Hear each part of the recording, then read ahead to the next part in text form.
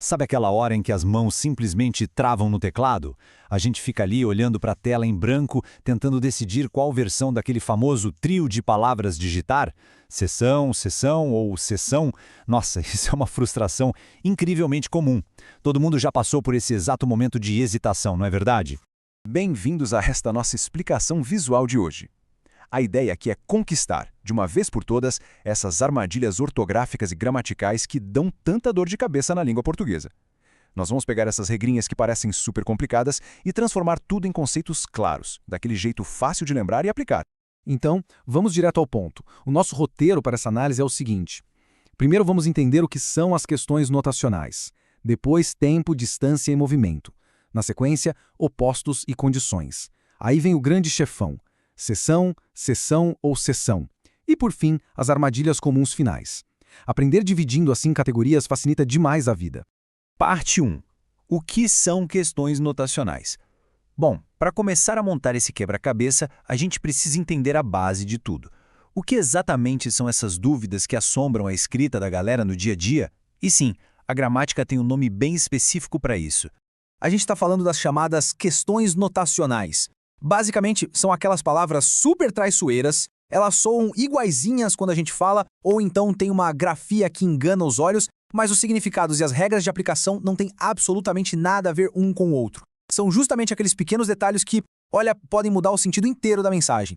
Parte 2. Tempo, distância e movimento. Nesse nosso primeiro grande grupo de regras, a gente vai notar como a percepção que temos de espaço e de tempo influencia diretamente as escolhas que fazemos na hora de escrever. E aqui temos um clássico duelo do tempo. A regrinha visual desse caso é simplesmente fantástica. Olha só, a letra A sozinha sempre aponta lá para frente, indicando um momento no futuro. Por exemplo, ela voltará daqui a 1 ano. Por outro lado, o A com H âncora a ação lá no passado. Pensa que o H está puxando a história para trás, tipo, não a vejo há muito tempo. Faz todo sentido, não é? E esse mesmo princípio de ficar parado ou se mexer se aplica ao espaço. Onde é aquela palavra que representa um local estático totalmente fixo. Agora, a palavra aonde carrega a preposição a ali grudadinha nela, e isso já muda tudo, porque indica movimento, direção. É como se fosse um para onde. Então, se a ação pedir um deslocamento dinâmico, vai na lógica e usa o aonde. Agora, o que é realmente interessante de observar aqui é como uma mexidinha na barra de espaço ou o simples acréscimo de um H transforma a mensagem por completo. Acerca de, tudo junto, é assunto, sabe? Significa a respeito de alguma coisa. Já acerca de, com H, serve para medir um tempo que já ficou para trás. E acerca de, assim totalmente separado, serve para medir a distância física. É muito louco perceber como a estrutura visual da palavra acaba ditando a utilidade dela. Parte 3. Opostos e condições. Passando agora para o próximo bloco, vamos explorar as palavras que brincam com ideias opostas ou de condição. Sem brincadeira, essas são as verdadeiras vilãs das redações e provas por aí. Quem nunca travou tentando lembrar se era mal com L ou mal com U, não é mesmo? Mas o truque da substituição é infalível, um verdadeiro salva-vidas. Funciona como um espelho. Se a palavra na sua frase puder ser trocada por bem, então você escreve com a letra L. Mas se o oposto lógico da frase for bom, aí é obrigatório usar a letra U. Bem simples. Esse aqui é outro tropeço super frequente, mas que a gente resolve só na lógica. O mais, assim, sem a letra I, é puramente um obstáculo, uma ideia de contraste. É exatamente a mesma coisa que dizer porém. Já o mais, com aquele I ali no meio, tem a função exclusiva de intensidade, de soma. Para lembrar, pensa que aquele I extra significa justamente que tem mais coisas na jogada.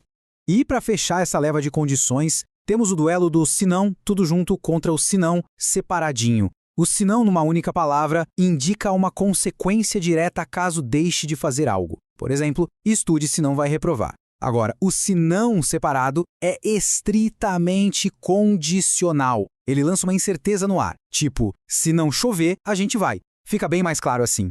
Parte 4. Sessão. Sessão ou sessão? Rufem os tambores porque chegamos ao grande momento. É hora de encarar de frente o chefão final, o trio de palavras mais temido de todo o nosso vocabulário. O mais curioso é que, se a gente for ouvir, não existe diferença nenhuma entre elas. Foneticamente, são iguaizinhas. Na gramática, chamamos isso de palavras homófonas. O grande segredo para parar de se confundir e acertar em cheio toda vez é investigar a origem de cada uma. É a raiz que manda no comportamento delas na hora de escrever. Começando pela seção cheia de S's, iniciando e no meio também. Essa palavra marca um evento, sabe? Um período de tempo bem específico, tipo uma reunião ou um espetáculo. A dica de memória visual aqui é maravilhosa. Pensa que alguém vai ao cinema ou a uma consulta. Em todas essas ocasiões, a pessoa precisa sentar. E adivinha? A palavra vem do latim sessio, que significa justamente sentar-se.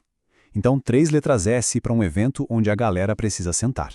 A nossa segunda versão é a seção escrita com cedilha.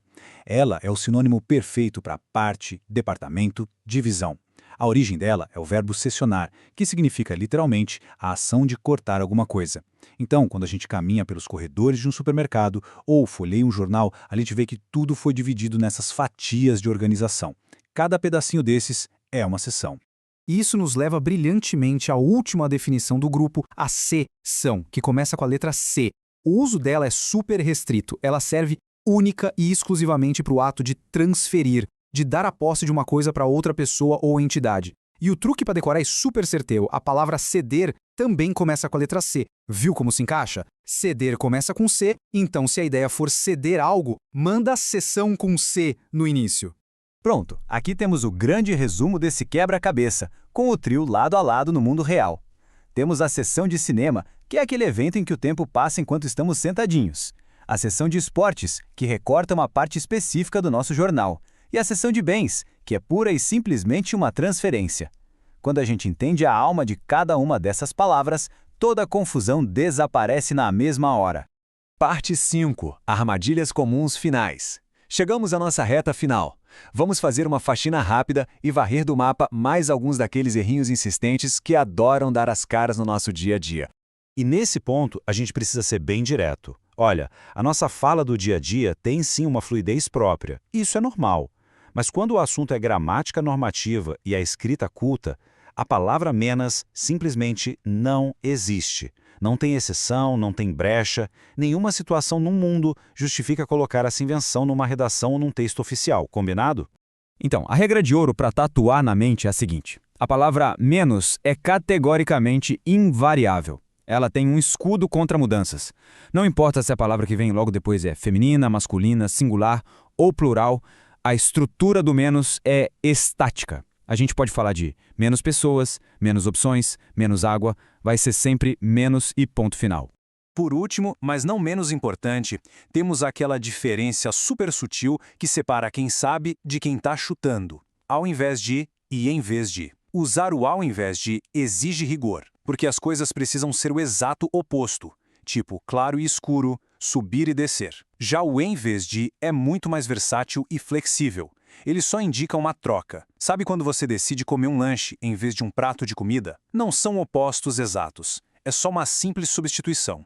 E assim a gente conclui o nosso guia visual de hoje. É muito bacana perceber que as engrenagens da nossa língua parecem um quebra-cabeça gigantesco, mas que ganha todo o sentido do mundo quando a gente entende a origem e a lógica de cada pecinha. O desafio que fica agora é para a vida real. Quais dessas dicas e desses truques visuais que vimos aqui hoje vão aparecer brilhantemente aplicados no seu próximo e-mail de trabalho ou na prova do fim de semana? Mantendo essas comparações fresquinhas na memória, a sua escrita vai ficar cada vez mais afiada e poderosa. Até a próxima!